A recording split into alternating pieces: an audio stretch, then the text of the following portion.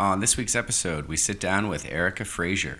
Originally from Cape Breton, Erica is now one of the brewers at Good Robot Brewing in Halifax. She has a degree in biology, has traveled and worked in a few corners of the earth, and has a strong interest in food security and food justice. It would be hard to find someone who's had a busier 2018 than Erica. From working at an espresso bar, to being a project coordinator at a community garden, to being a quality assurance manager for a startup producer of cannabis, there wasn't much downtime. Listen in as we go through it all. I was the same old me, with the same old blues. I was the same old me, with the same old blues. I was the same old me, with the same old blues. All right, we're back for another episode of A Brand New View. I'm here with my co-host, Ben Brammer. How you doing, Ben? Doing very well. We had a very successful launch party last night. Lots of fun. Yeah, that was amazing. The support was overwhelming. We honestly couldn't have asked for a better turnout. Yeah, it was great. Tonight, we're joined by Erica Fraser. How you doing, Erica?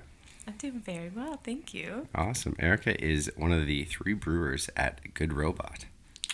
Good Robot, brought to you by one of the best places to go in Halifax. I like that. A plug early. That's Little key. plug. Yeah, just a little I one. love the turf.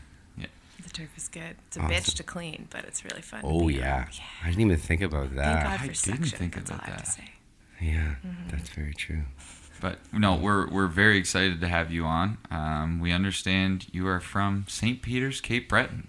Why don't Thriving metropolis. Why don't we take it there and start Yeah. us off? Cool. Let's hear about it.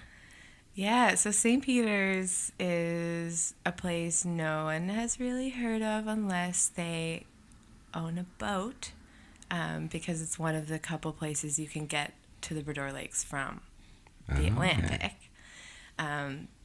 There's maybe 1,000 people. I haven't fact-checked this, but there's really not a lot of people. We're spread out. When Tim Hortons appeared, it was the talk of the town for about a year. Timmy's. And that happened when I was like 14. Big news. Yeah, there's one main road. Everybody, Street? Yeah, that's the only one. Everyone knows who I am and my siblings are because we're the ones whose mom was pretty much pregnant like the entirety of the time that they knew her, because she had 6 of us. Big family. Yeah. It's beautiful though. It's right on the ocean. St. Peter's Bay is right there. So my backyard was the forest. You just walk through the woods for like 2 minutes and then it's the Atlantic Ocean. So it's gorgeous. Wow. It must have been incredible growing up beside. Yeah. That's Yeah. why I'm such Yeah. a hippie now. We've had a couple That guests explains a from lot. Yeah. very picturesque areas in Cape Breton and Prince Edward Island. Mm-hmm. And you guys have a great attitude, Thanks. right? Yeah, definitely. Now, you mentioned 6 kids. Where do you fall in line? And tell us a little bit about that. I almost want to just go through this interview and just see if people can guess, but I'm not Okay, going to. no. Hey. I've been psychoanalyzing. Clearly the baby. Yeah. There you go. He's not wrong, folks. Yeah, so I'm the baby. Baby of 6. What was that like? You don't know any other way. I think I don't know any other way. If you were to ask my siblings, they would say, well, she had it really easy. And for me, I think they're right, because I got away with a lot more things than my oldest sister did. Your for parents sure. have seen it all by then. Yeah, straight up. But now that I'm just analyzing more and more about how personalities develop based on how people are raised. I'm recognizing certain patterns that might have arisen from that birth order thing. But I had a pretty okay time. Like, yeah, I got to go to parties when I was a teenager and got to eat kind of whatever was available to me in St. Peter's anyway. Tim Hortons. Awesome. Yeah. And Yeah. Timbits. Yeah. Always. Your older siblings paved the way. So, I mean, Ben knows it's only Yeah. 2 of you in your family, but your sister kind of Oh yeah. made it a bit by the easier time for you. by the time I was old enough to get into trouble, there wasn't anything she hadn't unturned. Yeah. Like, you know what I mean? Like, They've seen it already. they had seen it all, so they were prepared as parents, and then they were just like, okay, we know what you're up to, so might as well make it easier on yourself. Yeah. Tell us what you're doing. And yeah, I got off scot-free. I hadn't really experienced trouble ever in my childhood. Were you there's 6 of you, were you close in age or kind of all over the place? We're pretty evenly spaced. Yeah. The sister next up from me is 3 years older than me. Okay. And my oldest sibling is 11 years older than me. Okay, that's pretty. Yeah. Yeah, that's a pretty good decent spread. Space, Yeah. Yeah, I like that. One of them's like almost in college by the time you're in elementary. Yeah, which is really interesting because Vanessa, my oldest sibling, that was the case for her, and she's the sibling that folks say I am most similar to in the way we speak, our mannerisms, the way we walk. So it's a really interesting kind of thing to have reflected back on you because it makes you, I don't know, it's an interesting way of thinking about the nature versus nurture thing.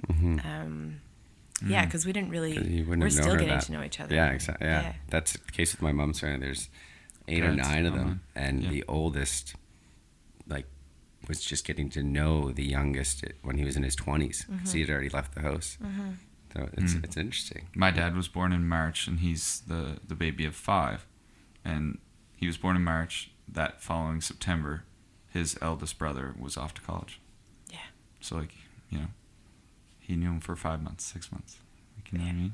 There's only so many people you can get to know at once when you're growing up anyway. It's probably for the best. That's true. Yeah. There's a lot going on then otherwise. Yeah.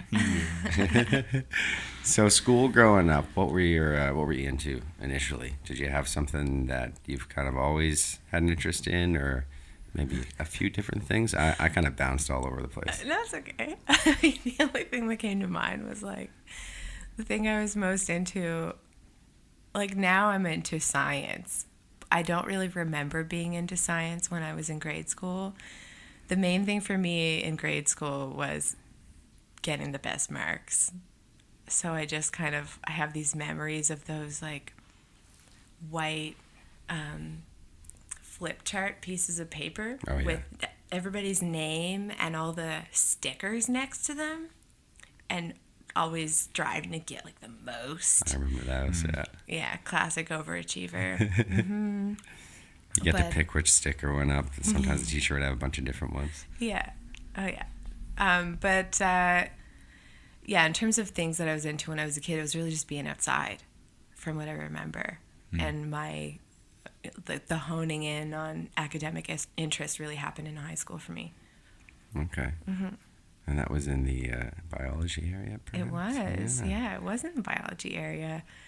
And thinking about it now, it could have gone any way, maybe, but it came down to my teacher. Because, like, chemistry is fascinating to me now, but when I was in high school, I fucking hated chemistry because I fucking hated my teacher. That can happen. Yeah. Sometimes that's all it takes, right? It's just one, I don't want to say, negative experience, just one experience that doesn't maybe suit your eye to send you on a completely different path. Yeah, totally. Even though it didn't have anything to do with the subject matter, as you said. I'm just thinking of like a sport, as for instance, sometimes you may love a sport, but you encounter a coach and you're like, man, that ruined it for me. Yeah. Right? Especially if they're not passionate about it themselves. I mean, not going to name names, not going to put anyone on blast, but I remember the teachers that weren't necessarily that interested in the subject they're teaching, or it was part of the package that they were teaching. It was like, how am I going to become interested in this or motivated by this if you're not when you're teaching it to me? Especially when we're growing up, I mean, we're like sponges. All we want to do is soak it in and learn and, feel that motivation and, uncover our passions. Yeah. And at that age, I find like I didn't recognize at the time that I didn't like the subject because I didn't really connect with the teacher. I just thought, I don't like this subject. Yeah. But now with more abilities to kind of pick apart those situations and just recognize where that person was coming from and where I was coming from, I know that it was about more than I thought it was about at the time. That's fair. It's good to be aware of, exactly how you're feeling in those moments that help shape you now. So that's cool. That was high school. What was high school like? A lot of partying, or? No, I mean, Cape Breton kitchen party? yeah, there's a bit of that. There's a bit of that for sure. I was a hard worker. Like, I studied a lot, but I'm pretty sure I got drunk for every school dance, except the one time I was sober for the school dance. I drove there, and I got pulled over by the cops because I was fucking with the CD player, and it crossed the center line. And the cop pulled me over. And I didn't know where my insurance papers were in the car. So thankfully, the cop was on their way to the dance because we had cops at our school dances. I don't know if that's normal or not, but that's what was happening. Yeah, one or two would float by, I guess. Yeah. Seeing if they could find any trouble. Yeah. Anyway, my one sober night, I had to deal with the cops. Thank God I was sober. Yeah, But what a time to do that. It was good. Yeah. Good. So that was really the extent of my party. Like, we had some, like, shore parties and some kitchen parties and stuff like that, but I kept it under control for the most part. Nice. That's Yeah. good. That's good. Awesome. And so after that, you made your way to Halifax for university, was it? Yeah. I went to Mount St. Vincent. Okay. How'd that decision process play out? Well, I still don't fully know. I do remember when I was younger, we drove by and my folks told me that my cousin was going and that it was a mostly all-girls school, and I was like, fuck that. I literally, like, I remember thinking, like, I am not going there because it's just like, no. But then I think once I got older and I was looking at my options, I really liked the fact that it was smaller class sizes. And, yeah, I just... And like 8 guys in the whole school. So Yeah. It's like perfect. Yeah, like fewer distractions. Right? Yeah. And there's a sweet sledding hill. I never actually went Did sledding you on it. I used to say a just... sweet sledding hill while in university? Legendary. That's That- hilarious. People have broken bones on that Have hill. you been out there, That's how you GT? know it's good. Right. Have I been out there? GT. No. I always saw GTs as this death trap. I'm not putting my ankles in there. You don't Like, I was all about strap yourself tubes. in. Yeah, you don't have to. I guess you can kind of stand on the... Yeah. I mean, I'm not saying I've never ridden a GT before. It's just not my Kinda sounded vehicle like a of big choice fella. on the hills. My vehicle of choice on the hill. Oh, you were more of a crazy carpet guy, I knew you were were gonna you? say crazy Yeah? carpet. Were you more of a garbage top kind of guy? Just sit on it and spin? Listen, that's all you need. I got a tube. Sometimes and that's all you got. Just an old You gotta just cardboard go for box. There you and just Rip up the front and just dive on it and take off. Oh my! Make sure you don't have your key in your front pocket. What did you take at the Mount? I took a Bachelor of Science with a major in biology and a double minor in chemistry and psychology. Okay, and so yeah, you were mentioning earlier that you weren't a huge fan of chemistry because of just the teachers involved with it. But in university, you found a love for it. Was that because of a specific professor or a couple or? Yeah, interestingly enough, I don't know if it was because of the person. I think at that point I just was better equipped psychologically to understand that I needed to look beyond the teaching style and the personality that was in front of me and just find Find your love for the subject matter. yeah Organically. Not to steal your word. yeah well, and just recognizing that it was really important and really applicable to what it was that I was learning as my major. Like, chemistry it's like the microcosmic foundation of the study of life, which is Right. biology. So I just kind of was able to see through the personalities that were teaching me the subject. Mm-hmm. Yeah. Well, that's good, and they do I like that. go hand. It's good to know both backgrounds, biology and chemistry. I know neither. It's the chemistry is basically describing what is. I'm not gonna Yeah, pretend don't I'm even like an try. expert here. I was really But excited to see where that was going, It's like actually. so- biology talks about the life, and chemistry talks about what comes together to create that life. Ooh, Yeah, that's like fair. the bonds, Yeah, something like that. good job. We're gonna cut it anyways. whatever. No. Don't cut it. I We're think it's keeping that. good. So That was brilliant. I tried. I took chemistry in university for. I took bio, and the 1 last year. time was in grade 11. The room was too hot. I couldn't go to the class. I Ooh, kept especially if sweating. you're dissecting frogs in a hot room. That's not a good scene. No, that's not a good scene at all. Oh, speaking of dissecting frogs, what was it like your 4 years? In university, Yeah. it was a lot of work. I really, I took it really seriously. It was a work hard, play hard kind of scenario. Worked part-time, studied my ass off. I was just really driven. I wanted to do well. And When you first started school, what was your end game? What was your end goal? I had no fucking idea. I just knew that, You and the rest of us. yeah, it was weird. I wish that I could flash back and better understand this moment, because it was a magazine. I was working at Needs when I was Needs I convenience. guess 16. And I was thinking about I had applied for dietetics, like the nutrition program at the Mount. And I'm working at Needs. There's a magazine that is on the shelves. And one article on the cover page was about some new superfood, like some trendy superfood. And another one was it was something about the plastics crisis on the planet and efforts being put forth to recycle plastics in a new way, and just like it was some biodegradation, whatever. And I just remember reading both those articles and feeling totally uninspired by the superfood article and way more taken by the other one. And I thought about it and recognized that I'd applied for nutrition because there was a more clear-cut career path for that, but that wasn't actually what I wanted to do. And I still remember my mom being like, well, with going into the sciences, going into biology, it's a lot more reliant on like grants and, having to apply for grants and like get funding and stuff. And that it was hard to hear, but I was like, fuck it. Like, I know that I don't really want to be a dietitian. And this was after doing a short stint of job shadowing a dietitian and talking to another one on the phone to find out a little bit more about the career. And I was just like, you know what? No. And it was a little bit like going in blind. I knew that was the subject that interested me most.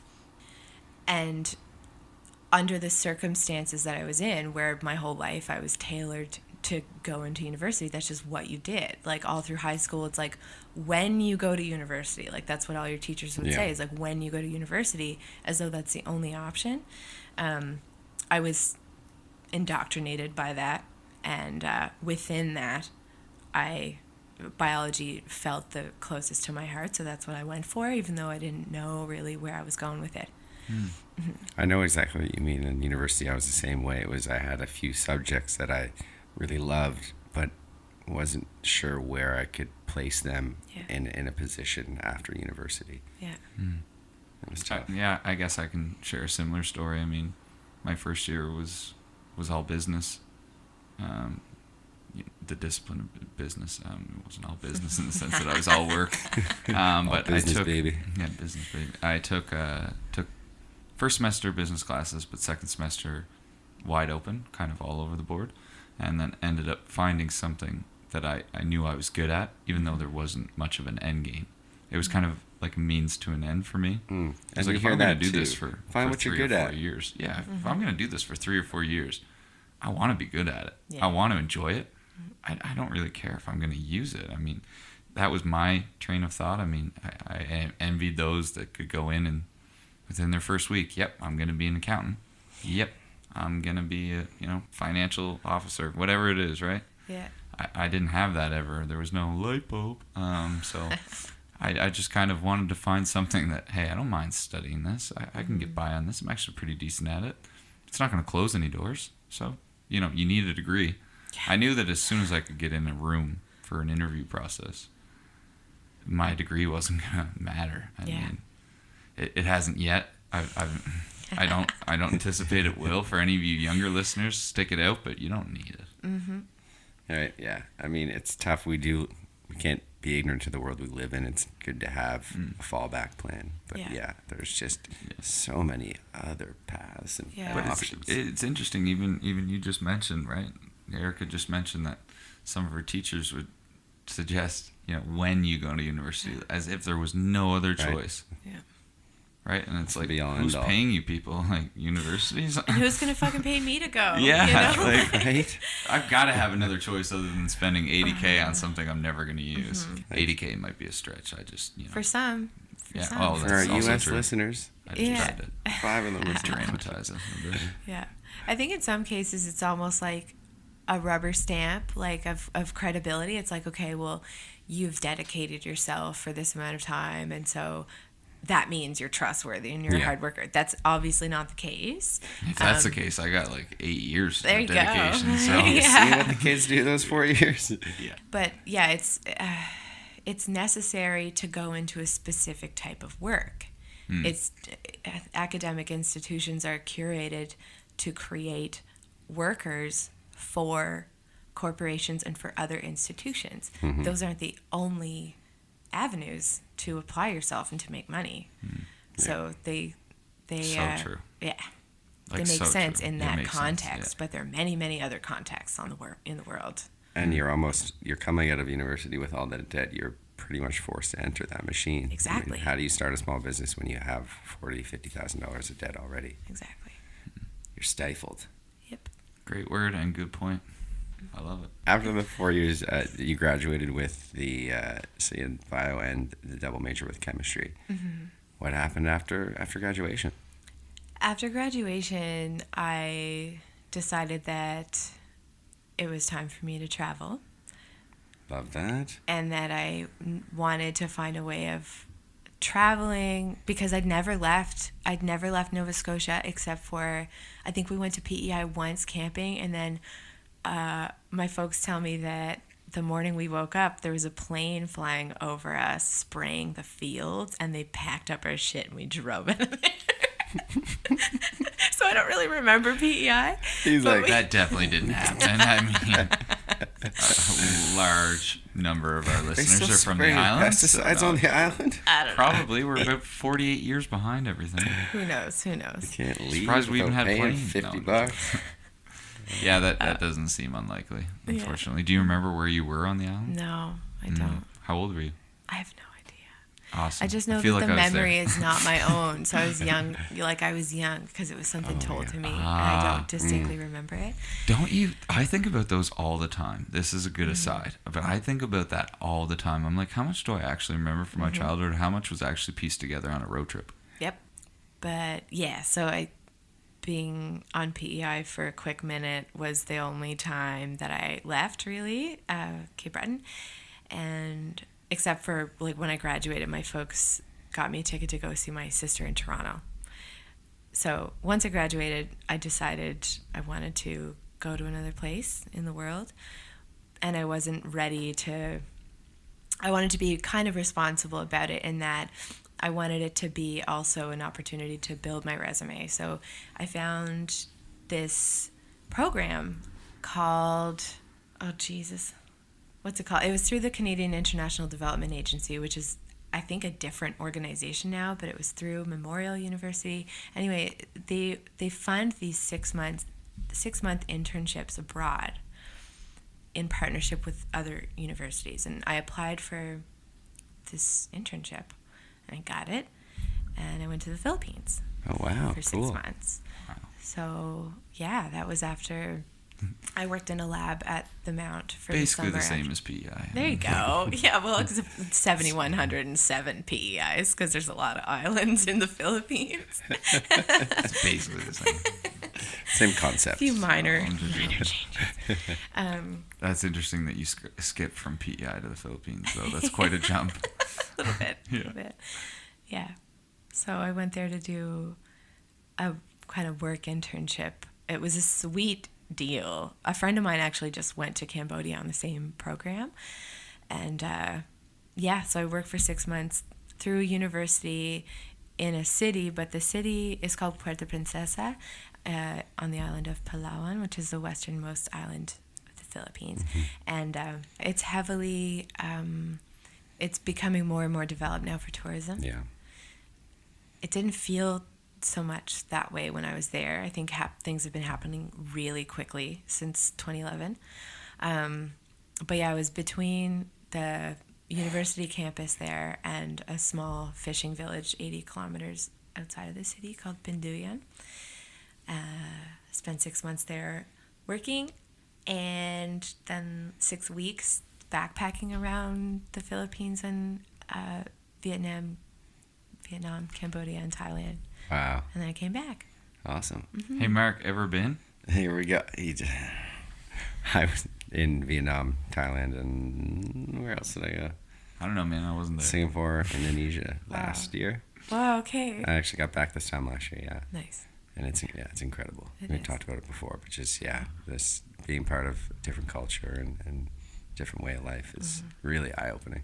I love it. I'm just jealous, clearly. Yeah. I'm Someday you'll get to go. Yeah, Don't be jealous, just do it. I gotta go, but Just dive who in. would hold down the fort with this guy? I'll Mellow. do it. I'll hang out. Yeah. We'll be What was it doing like that. backpacking? Backpacking was amazing. It's just, I wish for anyone that wants to have the opportunity to do that, because I think it's such an important lesson in the trust and humility and patience,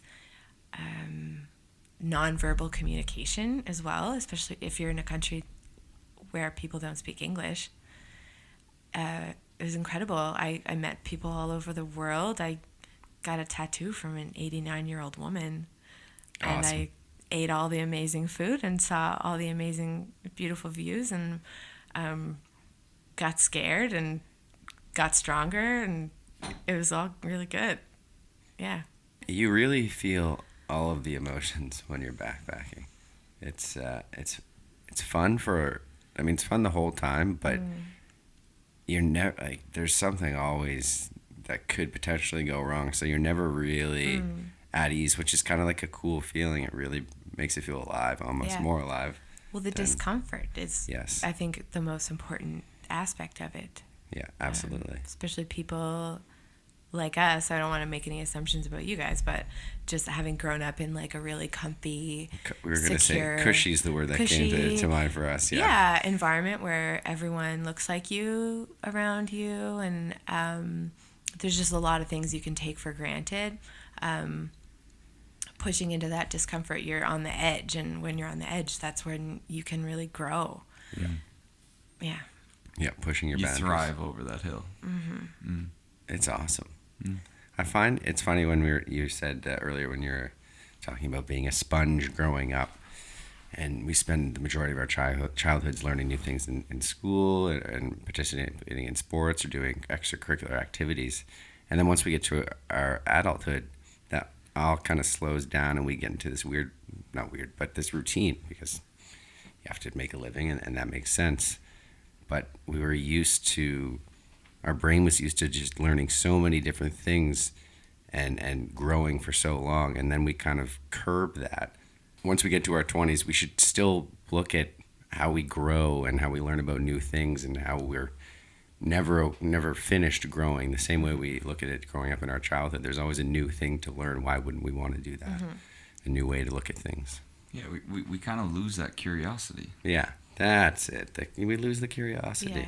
We don't have to, though. I think it takes work somehow. And doing things like traveling, if you can, it really helps to keep that going. Yeah. It's a mind trip. Right?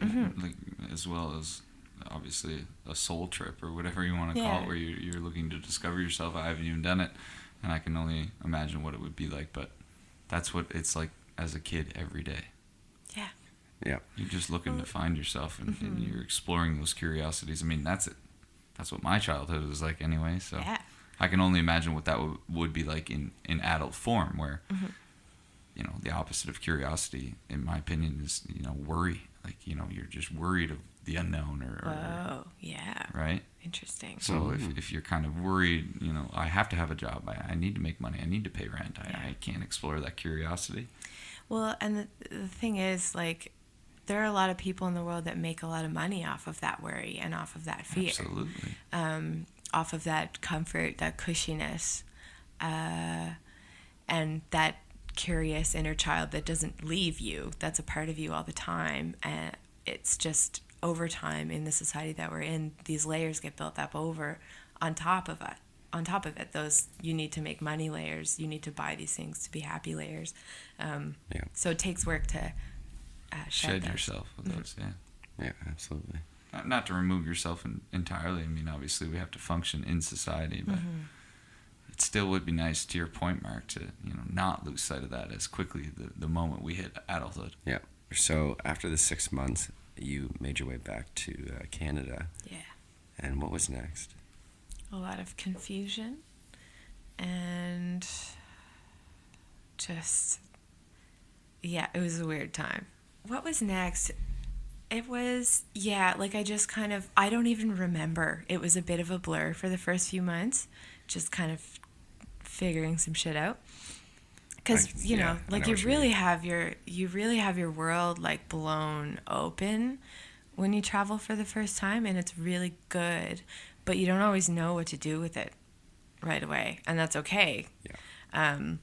But the next thing I remember was a handwritten ad on a piece of paper, I think with a blue highlighter, on a bulletin board at Mount St. Vincent, because I'd gone back to do a bit of work in the same lab. Mm-hmm.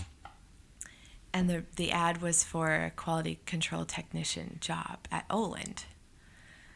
And I applied for it. And so I'm sure a bunch of stuff happened before I did that job. I don't even know, but it was just a blur. So that was next. I started working in the labs at Oland, really with the intention of, yes, adding something else to my resume so I can continue to be a credible human being on the planet, according to many other people. But it was really to make money so I could travel again. So that was a weird time. I was a lab minion for a corporate monster. Because it's AB and Bev, right? It's like, it's not just Oland anymore. But gained lots of skills, learned lots of things about what I don't like to do, which is being inside all the time. Thank God there were windows in that lab, otherwise I would have lost my mind. But no, it was a good time. I was there for about 8 months, and then I was like, okay, I'm gonna go now. I got enough money. I'm gonna go learn how to grow food in other countries. See ya. See ya. Yeah. That whole like travel itch thing, it really got me. So. Oh, I can't wait till the next trip. Yeah. I don't know if it'll ever go away. No, I don't think it does. So you took off again. I did. Where to this time? So this time, my purpose was a little bit different. This time, my purpose was to keep traveling, but to learn about how to grow food in a low input kind of way, like a not a large scale, heavy machinery kind of way. During my time in university and working with or volunteering with the Environmental Society, also having listened to a talk that Lil McPherson had done. Lil McPherson's one of the co-owners of the Wooden Monkey. She had done a talk on food security and climate change that really, I think changed my life. It just put things into a whole new perspective for me, and I had a feeling things just wouldn't be the same afterward. Because I'd learned all this stuff about sustainable agriculture and the problems with conventional agriculture. And I found myself telling people over and over, we need to be growing more of our own food. And then one day I was like, I don't know how to grow my own food. What am I even talking about? I remember pulling carrots at my grandparents' place when I was a kid, but I don't know anything much more than that. So I couldn't tell you either. Yeah, so I can barely raise a cat. Yeah. So I decided, I made some money. You know, I didn't have any dependents at the time. Like, I had the freedom and the ability to go again. So this time I stuck to this continent for the most part, and I decided to go on a trip down to Mexico. I thought I was going to make it all the way down to Brazil, but turns out I travel a lot more slowly than that. So I traveled mostly by land. I went and visited a few folks that I knew in Toronto, over in Montreal as well, and then down to Boston and New York. And then the people that I knew kind of ran out, and I was just like using the couch surfing website and rideshare on Craigslist. I found this couple that were on a road trip all the way down to New Orleans from New York. And so I hopped in with them, and we traveled down the eastern seaboard to New Orleans. Oh, very cool. Yeah, it was amazing. Any notable stops along the way? We stopped at the Blue Ridge Mountain Parkway for sunrise one morning. That was incredible. It was like a whole new hue of blue. I didn't know it was possible, you know, when you're like looking out at the different dimensions of mountains. It was just like, it was really gorgeous. New York was incredible though. I ended up at a hostel in Brooklyn where they'd converted, it was an old bank, and they converted the vault into a lounge. Oh, cool. And I just remember this incredible moment where I was looking around the room, and there were 12 people in the room all hanging out. We were playing music and stuff, and not one person was from the same country. And I remember that feeling. It was really incredible. But yeah, traveling down south, New Orleans overall was the absolutely most memorable place. It was so old feeling and so rich feeling, like so full and bright. I just had interactions with people that I never, like those types of interactions just had never existed anywhere else in the world. So much incredible music, as we all know, like that's what New Orleans is known for, but it's like for good reason. That's kind of where I started to really notice the whole synchronicity thing coming in. Like, obviously finding this couple that was doing the rideshare down to like exactly where I was going, because that's where my flight was out of, to get to Mexico City. That was the only flight that I took the whole time. Okay. But yeah, that's when I really started to notice how things come together in a really magical kind of way when you just stay open to it and trust it and put yourself out there, you know? Oh, yeah. Like if I'd booked a hotel, A, I'd have no money by the time I got to Mexico. B, I wouldn't have met like all these incredible people and felt those really serendipitous moments. I've been finding that happening just since we started this, since we met so many different people, and we've been so open-minded to learning their stories and things like that. Yeah, I mean, just one thing kind of leads to another in a lot of senses that creates this path for you that you wouldn't have had if you didn't do that. Mm-hmm. It's really cool. I mean, I can't explain it. Yeah. But I know that something's going on. For sure. And there's discomfort in that. That's the key, right? Like you're going out onto the edge of the unknown, and that's where the real magic happens. That's where you get rewarded. I was driving back from the island yesterday from PEI to Halifax. It's a 4 or 5 hour trip depending on the weather, and we had our launch last night, and I was trying to think of things to say about the podcast. So in that time period, I was able to define it or sum it up kind of nicely, I think. It's been the best educational experience of my life. Mm-hmm. And it's so weird to admit because I'm finally listening to others' perspectives and applying it in a way that I never found possible at school. Mm-hmm. And, you go to school for, 16 years if you do it right. I didn't do it right. and that kind of stuff never stuck with me. I mean, I wasn't necessarily closed-minded, but, each one of the episodes we've had, I've been able to learn something from it and then immediately apply it to those things that I'm wanting to improve upon with myself. Yeah. And all it was a conversation. Yeah. I mean, it's been a very, very good learning experience. Mm-hmm. So it's We have a master's now in podcasting. Yeah, you go. and Yeah. it's such a fast-paced world that now no one really sits down to have these types of conversations anymore. So Absolutely. we're very lucky to be doing this. So lucky. Like, so many folks share similar views to us, and so many folks have, expressed different views than us, and it's been enlightening. It's been fun. It's been overwhelming in such a joyful way. Yeah. That Absolutely. it's really easy to apply those things seamlessly. Like the next time you encounter a situation that guest on episode 4 was alluding to in their childhood and how they overcame it. Think back to that. Oh, what did that person? Oh, okay, I can do that. Yeah. Let's do that right now. Like, that seems like it may work. So it's kind of like the lessons we're learning about the lessons our guests have learned.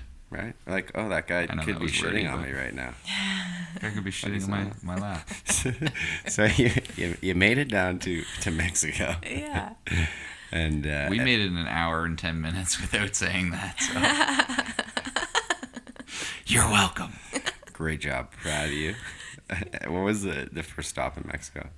It was Oaxaca City, and I went to Oaxaca because so before I left on this trip, I was living on Agricola across from Café Saint Paul, and Chris and Inti were running it together. And I asked Inti where I'd learned about Dia de Muertos, like Day of the Dead, just a few days before Halloween, and I was fascinated by it. And I asked Inti, like, where should I go to witness that celebration? And just immediately he said Oaxaca, so that's where I went. And so that's in the south of Mexico. Oaxaca is the name of a state. Oaxaca City is the capital. And I went there, didn't know a lick of Spanish, except for a few things I'd learned from Chris and Inti at the cafe. In hindsight, I just think about that. I'm like, you are crazy. How could you go down to this other country and not even know the word for money? I still remember a hostel I was staying in Oaxaca, and the woman was asking me to pay her, and she was saying el dinero. I'm like, what do you mean? I was trying to figure it out. I'm like, oh, right, of course, money. Okay, that's a good lesson for me. Boleto, didn't know the name for ticket when I was getting a bus. I don't know. Like now I don't know if I would be that fearless, but I was at the time. I trusted my ability at least to ask how to say things, and I have a French background, so I was just kind of like Romantic going with that. languages, Yeah. But I think that speaks to the trust that you put in others while traveling. Definitely. Faith in humanity. Yeah. So It does exist. It does. Yeah, Oaxaca City I stayed there for about a week, met some great people that had been traveling around or also were English speakers learning Spanish or also very fluent Spanish speakers. So that helped to prime me a little bit. And I also got to witness the celebrations for Dia de Muertos, which was incredible. Parades every day and altars set up everywhere you go. Incredible food everywhere. Going to a graveyard where families are like partying at the graves of their past loved ones, and like taking shots of mezcal and tequila, like to honor the spirits coming back. And it was this whole other way so cool. of thinking about life in general, like just thinking about life, thinking about death. I'd grown up just going to church and not really knowing why. And my family didn't really know why either. It was like my grandparents wanted us to go, so we were going, but we didn't. There was no genuinity there, if that's even a word. If it's not, I want it to be because it sounded great. Yeah, if you know what I meant, then it's word enough. Right? I like that. If you don't have to explain it, let's keep moving. You feel Yeah. the word. That's Yeah. all that matters. There you go. Yeah. Yeah. So that was my like pre-farming education vacay, and then I went down to a small homestead in Chiapas. It was like a small cheese farm where every morning this guy would come down on a horse with two canisters on either side, kind of like clanking against the horse coming down the mountain full of milk. And then we would make cheese from the milk. And they did this artisanal like cheese it was a soft cheese, like queso fresco, in a little wooden mold wrapped in banana leaves. And my first job there for a while was just like washing the wooden molds when the woman came back from market, and she would just like bark at me and get frustrated that I didn't know what she was saying. And yeah, it was great. But you made it through. Came out the other end stronger. I did. Yeah. That's really cool. How long were you in Mexico? I was in Mexico for 6 months before I went down to, or no, I think only 4.5 months before I went down to Guatemala. And then on the way back up, I was in Mexico for another month. Oh, cool. Mm-hmm. You've really been all over then. Well, no, I mean, there's a lot of places. There's a lot of places, yeah. But... You've been a lot more than others then. Yeah. A couple more corners than Ben's been No, to. it's just funny though, because yeah, I would perceive that as visiting a lot of spots. It is it's a lot. Like in perspective, yeah. compared to the world, Yeah. none of us have been anywhere. Yeah, Totally. Yeah. Mm-hmm. that's true. Of a perspective, I guess. Yeah. Something that I think is really important for people to recognize, because it's easy to get caught up in talking about traveling and how everyone should do it. It's such an incredible learning experience. You both talking about your experience on the podcast and how much you've learned through that, that's a testament to how that's actually, you don't have to in order to gain similar benefits. Moving into those places of discomfort, learning through conversation, learning from people and having those genuine experiences with people. You don't have to. And if you can, it's a true blessing that we really should cherish, because for me, I see it as a product of my privilege. Like, I had a stable environment growing up. I'm white. That's part of it. You know, like folks of other backgrounds, folks of color, don't always feel safe and comfortable moving into spaces that are unfamiliar to them. Folks of different socioeconomic backgrounds, different abilities physically, those kinds of things. So I think it's important to bring that into conversation about travel, that it is a blessing, it's a privilege, and if you're gonna do it, take it, like, have fun, but take it seriously and bring something back with you that will help to enrich the lives of others as well. Like, don't take it for granted, because it's really not it's not a privilege to be taken lightly, I don't think. That said, too, for folks that think traveling isn't accessible to them for financial reasons, I think it's important to highlight the fact that the trip that we're talking about right now that I did with only $3,000 that I worked to save up, but that's not a ton of money. For that if you're amount able of time, to, yeah. you know, I was gone for 1.5 years, and it takes certain sacrifices. Like, I was not staying in like nice hotels. I wasn't just lazing around on the beach. Like, I was working, I was trading, I was busking in the streets of San Francisco, you know, to get my ass back up to Canada. So it comes with a price, but that price isn't always financial. And so you can do it. It depends on what kind of trip you want to have. Mm-hmm. I think the more money you spend, the closer it becomes, or gets to being a vacation and not traveling. Yeah. I think if you can travel on a budget, you will get experiences that you never were going to get if you're staying in the fancy hotels and things like that. Mm-hmm. Absolutely. So you came back again. Mm-hmm. This time. Where to? Were you back in Halifax? Or? Oh, right. Yeah. So I came back to Halifax. I took the train back in December from Vancouver, which was so beautiful. The only other time I'd been on a train, I was a fetus, so it was great to be able to like see stuff.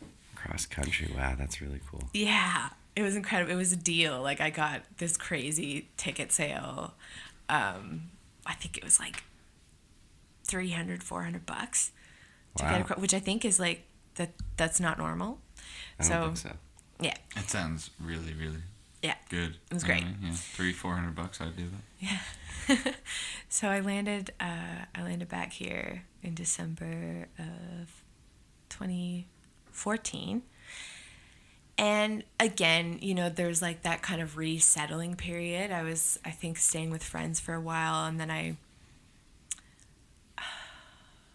don't know. It was another, again, like post-travel, total blur. I think I was working for Noggin's farm at the market and just kind of piecing together a livelihood, wanting to keep things simple. I didn't want to launch into a full-time job for anyone, really, because I just had so much that I still needed to figure out. And I was involved with the Food Action Committee at the Ecology Action Center, which I have been for years. Part of that is just being on this listserv where people just, one day you might get an email about like, I have too many strawberry preserves, and one day it might be like there's a workshop happening, or like who needs tomato cages. And one day I got an email about a 2-month applied permaculture design course certification that was happening here in Nova Scotia. And this opportunity was really unique for as far as permaculture goes. And if you don't know what permaculture is, I can tell you in a minute. But usually, we'll get into it. Yeah, usually it's a 2-week course and it's over $1,000, which I find interesting because permaculture inherently implies a dismantling of the capitalist system through the ways that you navigate the land and like work on the land. So anyway, this one was not that. It was 2 months. You're applying the knowledge. You weren't just like looking at these demonstration sites and like digging once in a while. Not to say those don't have value, they totally do. But it was 2 months long on the farm, and it was by trade. It didn't cost money. You're paying for it with your energy. So half the day we would be in the classroom, which was like this earth plaster, beautiful room with a rocket stove, and like a makeshift chalkboard from a farmer he's been doing it for his whole life, pretty much. And in the afternoon, we would be working in his market gardens. This is Alex DiNicola. He's been selling vegetables at the brewery farmers market since 91. Wow. And practicing permaculture for over a decade now.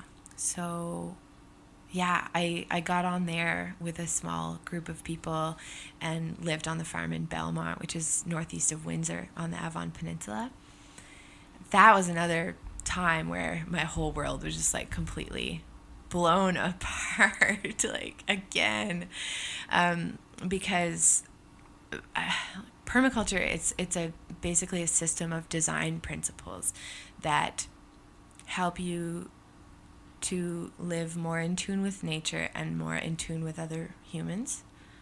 So it often implies things like farming, gardening, medicine making, cooking, being together in community, like doing things as a group, communicating effectively, harnessing natural sources of energy, so like solar power, wind Tidal. turbines, tidal, micro hydro, that kind of stuff. and living in a way that's less reliant on the macro systems that we have. Repurposing stuff, not buying things new all the time, not relying on things that were made in factories across the world, not buying bananas that are here because of exploitation of people and of cheap but not costly energy sources, that kind of thing. So that blew my entire world apart again. And when I came back from there, I again was like, what the fuck do I do? Like, what do I do? Because I still needed money. Like, I still need to pay for school. And I can't sell my soul, though. I literally was wandering around, like, lost in the North End one day. I was having a weird day. I didn't know what to do with myself. I just knew that I felt like having beer. Working at Oland, by the way, had turned me off completely from like domestic conventional beer and turned me on to craft beer. And at the time, Propeller was it, which was great. They were my intro. And Shut up, propeller. Yeah. So I was out that day and I was living in the North End. So the one craft brewery nearby, though, that had kind of sprouted up was North Brewing. At the time, it was called Bridge. And I went to get beer from them. They were closed. And I was like, oh, shit, okay. But I just kind of remembered this article that I'd seen of these 3 ex-engineers that were opening a brewery somewhere in the North End. And I didn't remember exactly where it was. I ended up on Roby Street, and Good Robot was there. And at the time, the AstroTurf was down. There wasn't a whole lot else. There was like the retail space in the front and like a shitty old like pleather couch that looked like a homeless person had slept on it for like a decade. And I wandered in there just to like get Is it weird that I find that comfortable? Like, yeah, is it weird that It I wanted was to very sit on that comfortable. couch? Yeah, that's where I had my job interview. Yeah. It's like, I just pictured myself having the best nap on that couch. Yeah. Oh, I'm sure many people have. But yeah, I ended up in there, and I guess one of the 2 or 3 employees that they had at the time was sick that day. So one of the owners was working the retail space where you can get growlers filled.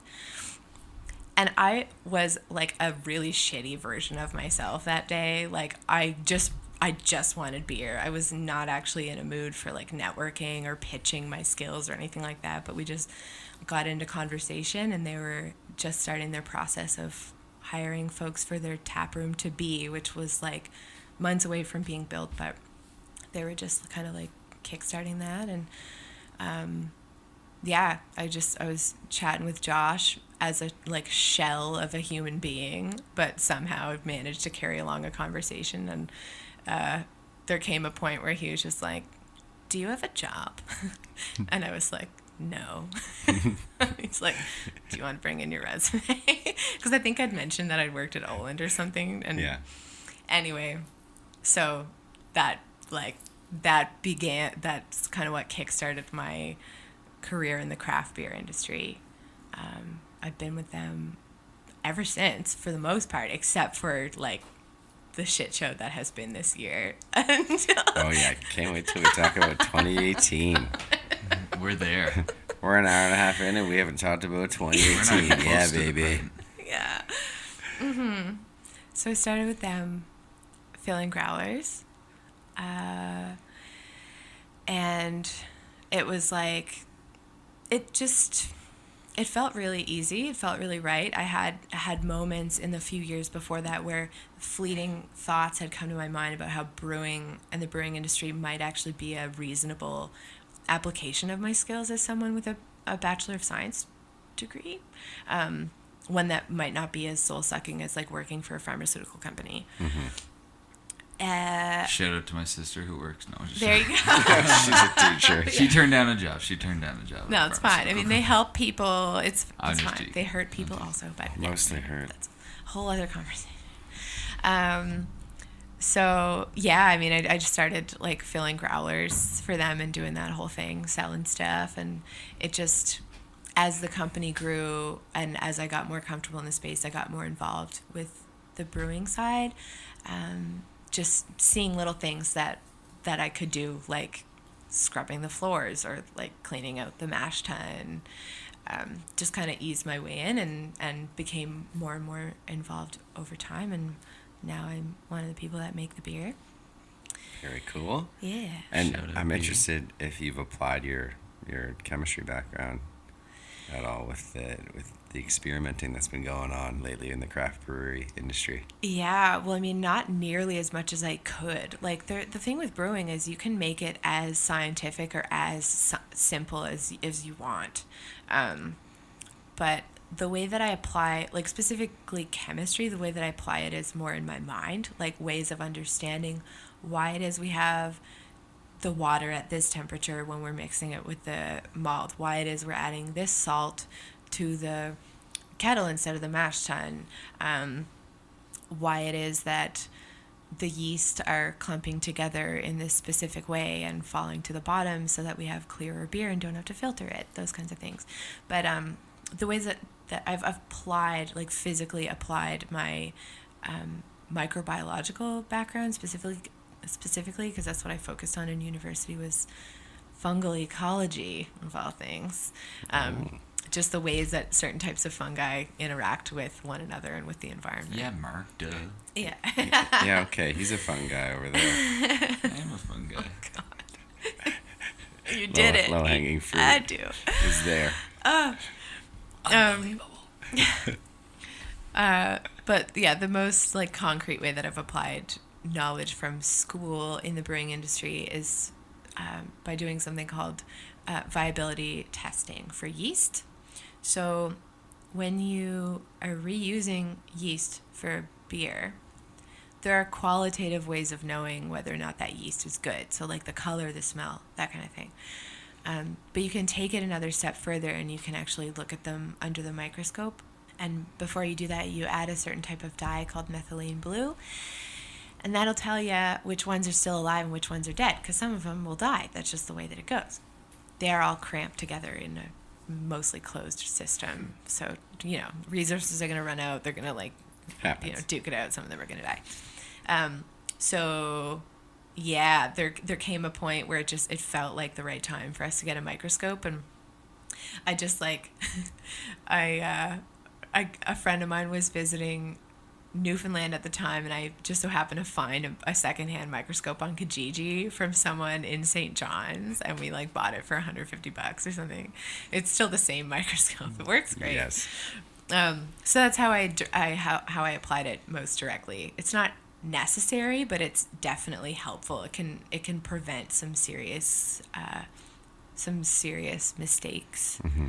And you mentioned, you understand why things do the things they do in terms of on a chemical level. Mm-hmm. Just good to have that knowledge. Yeah. It definitely sets you up a little bit more for success, especially when you encounter a problem or anything of that nature. Mm-hmm. Looking for that creative side of things. Yeah, just helping with troubleshooting and that kind of thing. Yeah. Yeah, I mean, so you started at Good Robot in 2014, you said? 2015, 2015, yeah. sorry. Mm-hmm. And, I mean, 2018, as we've alluded to, is the busy year. Yeah. What kind of led you to take on all those challenges this past year? Tell us what transpired. Yeah, okay. So, at the end of 2017, I was just feeling like maybe it was time to mix things up. Just wasn't sure how far I could go within the company, given the scale and just how it was all playing out. And I was just wondering if maybe it was time to move on. I was just starting to think about transition, not really sure what that looked like. And at times like that, I often write a lot in my journal and process my thoughts and just set intentions for what it is that I'm looking for. And sometimes it's really general, sometimes it's really specific. It was pretty general this time, and that might be why 2018 ended up such a crazy time. So it started with a phone call.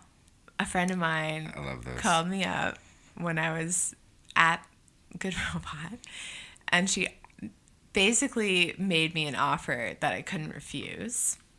She was working... She godfathered you. Yeah. Are you going to just I want to hear about 2018. Building yeah, up so, the... Yeah, go for it. My friend was... So my friend called me up. She was working at the time for a licensed cannabis producer in rural Nova Scotia. And it was interesting to me that came up at the time because it was something that had come up in my mind, hey, cannabis, the industry is growing. I have, part of the trip that we just talked about, I worked in the black market trimming and that whole thing on quite a few different farms in Oregon and California. We just saw Murder Mountain. That was a crazy documentary. Yeah, no, I wasn't on those kinds of farms. Thank Didn't make your way to Humboldt. No. I just kept it small and with people that I knew or people that knew the people that I knew. Anyway, so I had some experience. I had the academic background, and this person was calling me up and being like, "Hey, we need a quality assurance person. I recommended you. Salary could be up to this much by this time." And I was like, shit, that sounds really good. I still have the debt, right? Like at one point, I was feeling that kind of scarcity mentality at the time where I really felt like I needed to forget about what truly makes me happy and just make some money for a while, which, is still true for some people. And I thought that it was true for me at the time. So I went for it. I went down and checked out this facility. It used to be an abattoir, became a grow op, basically, like a licensed medical grow op. And they offered me the job. And I everything within weeks, I was just like going with it. I packed up my shit. I got a car. I never thought I would ever get a car. And I like moved from where I was staying off St. Margaret's Bay Road to Antigonish. Nowhere. And it was a place like outside of Antigonish. It's like a place called Ohio, which maybe I'm saying too much because I don't even know what's up with this LP right now. Like, I don't know. But anyway. Smoke screen.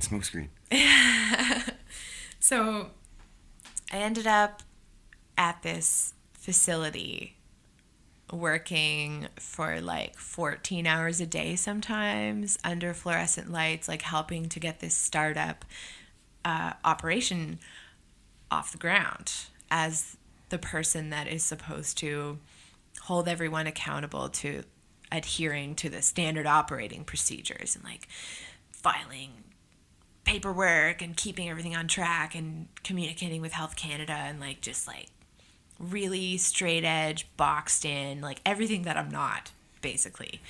And I told myself, you just got to push through it. Like the salary is wild. Like you'll be able to buy land if you do this for a while, but it just like fucking ate away at me. Yeah. And I didn't last longer than a month and a half. I had to piece. It felt so, even though it involved plants, and I'm all about plants, I'm all about cannabis plants too. They're really helpful.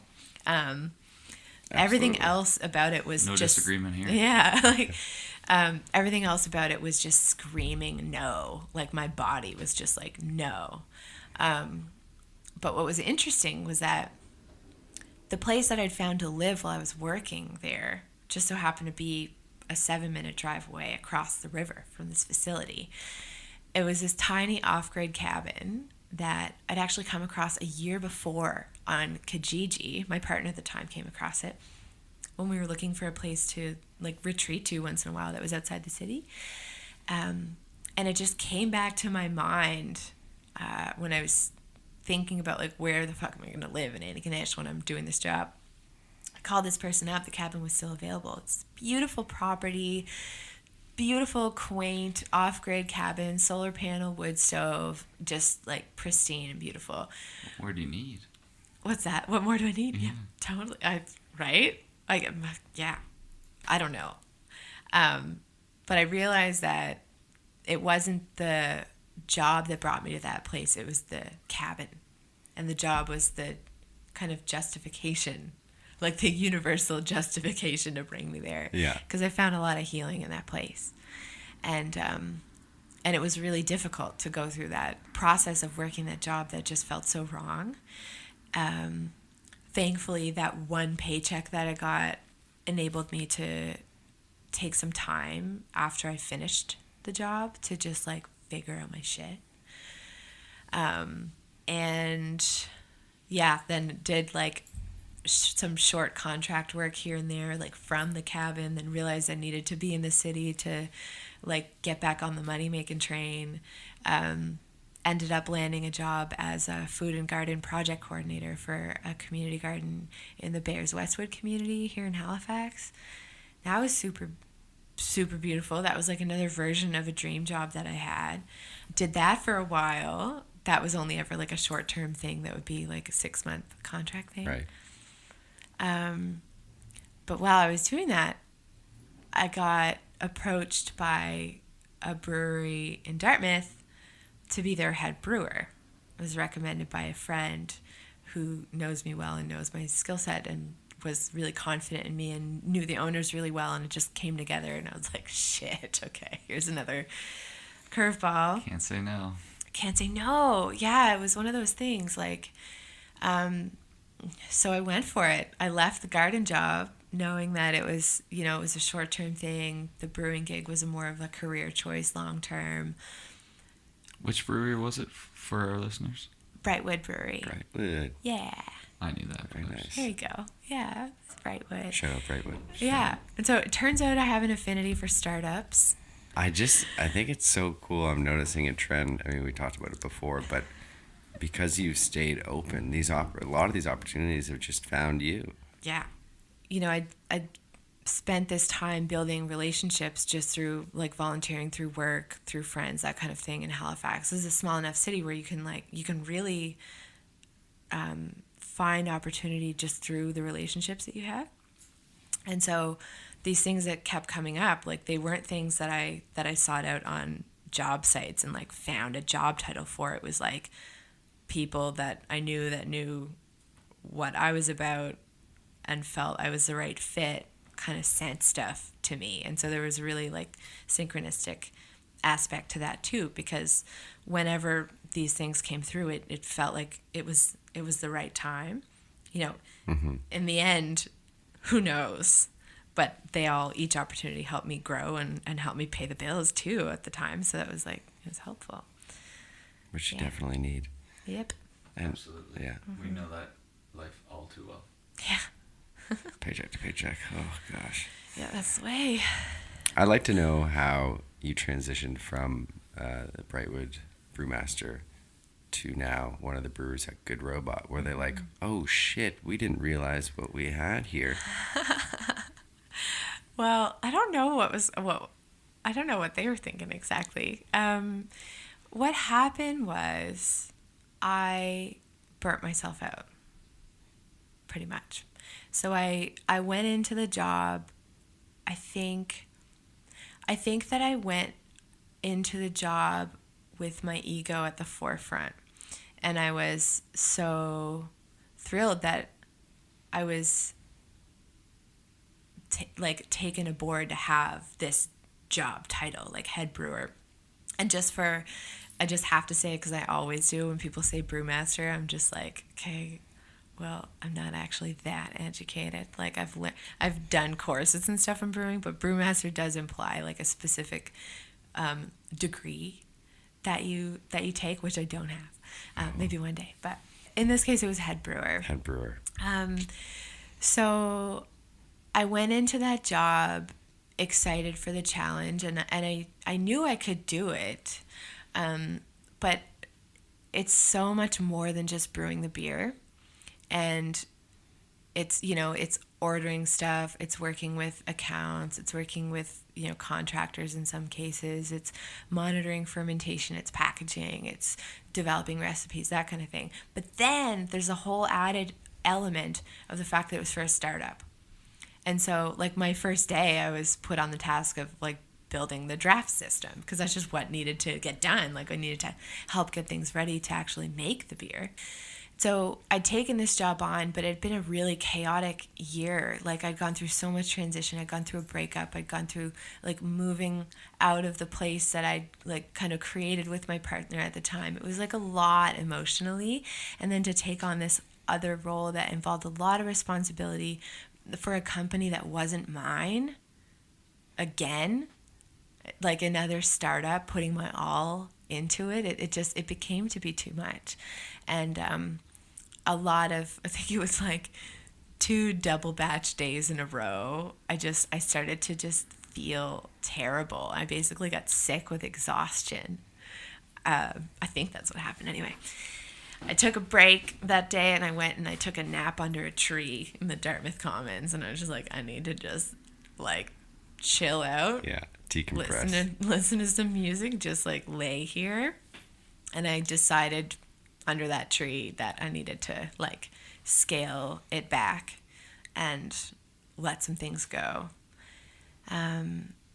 And I mulled it over a little bit longer, and while I was mulling it over the next, like, week or so, I was up in my kind of study area in my house, and I've been an herbalist for myself for years, just making my own plant medicine and like harvesting stuff in the woods to make tea with and tinctures and that kind of thing for my family. And I was working with some of the herbs on my desk and putting them in jars and labeling them. And I had this epiphany where it was like this voice came in and was like, duh, you need to just go to herb school. You're going to do this the rest of your life anyway. You should get, you should become a credible registered herbalist so that you can do this for other people in a trusting and more Sustainable, credible, credible. official kind of way. Official. And it turned out that just about like a few weeks later was the start of the first year of the Bloom Institute for Herbal Studies here in Halifax, which is an accredited like career diploma program for a clinical herbal practitioner. Saveda Jerome is the herbalist who started it. She's been practicing here as an herbalist for like 18 years, and she had registered it as a college, and things were about to kick up. And it really, like this time, it really felt like a heart-based decision and not an like just merely opportunistic kind of decision. It didn't feel like an ego-based decision. I really felt that it was right. And I knew that being a head brewer for a startup company and being in school, even though it's part-time, just would not mesh. And I also knew that my mental health had declined significantly since taking on the challenge of doing that job. So I decided to leave. I feel like it all worked out in the end. Like it's feeling good over there now. One of the co-owners is now the brewer, and I think that that's what he wanted to do, the whole time anyway, which is awesome. And I'm in school, and being back at Good Robot allows me the flexibility of being in school, brewing, utilizing those skills, and not losing my mind. So Good balance. Yeah. That's awesome. And how has it been going? It's been going good. It feels really good to be a part of a team. Kelly Costello and Giovanni Johnson are my fellow brewers there, and Shout out. yeah, I love them both so much. Oh my God. To work in a place where you hug your coworkers every time you go in, like that's really fucking special. It is. And before I left, none of us were the brewers. We were doing kind of auxiliary things, but while I was gone, they were both trained up on the big system, and now we're a team, and it feels really, really awesome. That's awesome. Cool. Yeah. Another thing that happened in 2018 was I was given the opportunity to take the Prud'homme Beer Sommelier certification program. So for folks that know the word Cicerone, that's a training. Shout out, Evan. Yeah, shout out Evan Fraser. Yeah, right. Yeah. So that's another program that allows you to basically become like a, I guess, beer expert. And so I took this program called Prud'homme this year, and so now technically I'm a beer sommelier. And that offers a whole wealth of opportunity that, again, isn't going to be something I find in a job title online. It's going to have to be something that I create for myself. And so a goal that I'm setting for myself this year is first to just foster and nurture the more entrepreneurial part of myself. It's going to take a lot of work because there's some blockages there. But I do intend on registering a business to become an independent consultant sometime in the next year or two, and just do some like extra nerdy and weird beer stuff. Ooh, very exciting. Yeah. That is very exciting. Yeah. Now, forgive me to maybe think that there are some blockages, but Well, I mean, with entrepreneurship, you're the one who's got to motivate yourself to develop. I was going to say, do you have to barrel through those blockages, or do you just have to allow yourself through them? That's a great question. And I think that, I don't know, maybe it's a bit of both. It's such a It's all about strange thing. brand new perspectives. So. Yeah. I Yeah. was just trying to shed a new one. At least no one's shitting on your lap. There you go. There it is. Oh my, there he is. Yeah. I say it all the time. I think part of it is going to be talking to other folks that are also entrepreneurs and just cultivating the more like masculine aspects of my energy, where that's more of like and it's not a gendered thing at all. We've made it a gendered thing. The more like active, moving forward, kind of getting shit done type energy that implies an acknowledgement of one's self-worth. When it comes to entrepreneurship, you have to know that what you're doing is valuable to other people, and to have the strength and the courage and the confidence to like basically convince other people to hire you or buy your shit. You know, so that's tricky. That's not something that I've really done before, except when I was in grade 5 and I was in the business builders program and I was given $50 to do a like startup baby business selling like rocks in a fucking glass outside the village grocery. That's like really it. Let me go for just a sec. So I'll let me go for just a sec. The way I see it, correct me if I'm wrong, but you've been selling yourself this entire time and you just haven't realized it. Mm-hmm. So now that you're thinking about it, it's all of a sudden this big cloud above you, whereas you've landed all of these past jobs, you've made it this far. Yeah.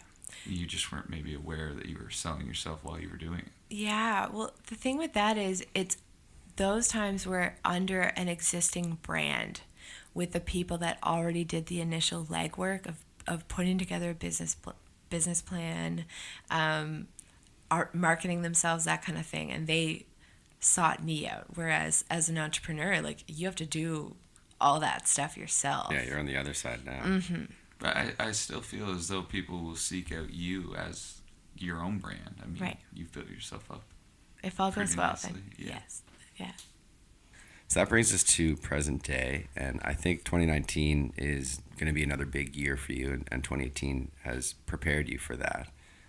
I'm getting an idea that you're ready to take on whatever comes your way. Mm-hmm. Yeah. I think you're right about that. I hope so. I hope I learned something the last. It's been an amazing 2 discussion, hours. so I can't wait to reflect and see just exactly what we have learned. Awesome. Well, I think we're gonna wrap it up there. Erica, we want to say once again, thanks so much for sitting down with us and chatting. Incredible conversation. Thank you very much. I mean, this flowed like the rivers of Jordan. There you go. Thank Why you does both that so come much. to my mind? I don't know. Mistaken doesn't come to my mind. It's in a Jordan. song somewhere. That's true. Yeah. No. No, that's Nope. that's not it. That's definitely not it. Oh my. Okay. Yeah. Once again, you're amazing. Thank Keep you. doing what you're doing. Thanks so much for having me. Loved hearing your story. Awesome. I can't wait to go travel to all the little places that you stopped at along the way. You actually might get him off his ass and get Who him out of knows? the I've country. learned something from each one of our guests so far, so maybe from you it's just diving in and Do it. not worrying about it so much. Yeah. All right. Well, with the wonderful sirens in the background, we are going to take this moment to end it. I am Mark Boudreau. I am Ben Brammer. For that, it's Brand New View. Until next week. Thanks, gang. With the same old blues, I was the same old me. With the same old blues, I was the